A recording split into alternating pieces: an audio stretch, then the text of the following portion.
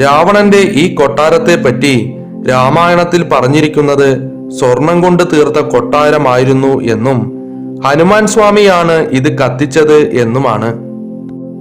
ലോകത്തിത്രയും പ്രകൃതിയാൽ തീർത്ത സൗന്ദര്യവും അത്ഭുതം ഉളവാക്കുന്നതുമായ മറ്റൊരു കൊട്ടാരം നമുക്ക് കാണുവാൻ സാധിക്കില്ല.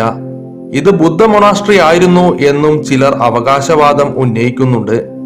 കൊളംബോയിൽ നിന്നും 150 കിലോമീറ്റർ അകലെ ആയിട്ടാണ് സിഗ്രിയ സ്ഥിതി ചെയ്യുന്നത്.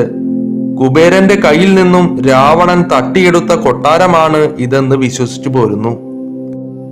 ചക്രവ്യൂഹം പോലെ അകത്തേക്ക് കയറുവാനും പുറത്തേക്ക് ഇറങ്ങുവാനും അതികഠിനമായ കൊട്ടാരമാണിത്.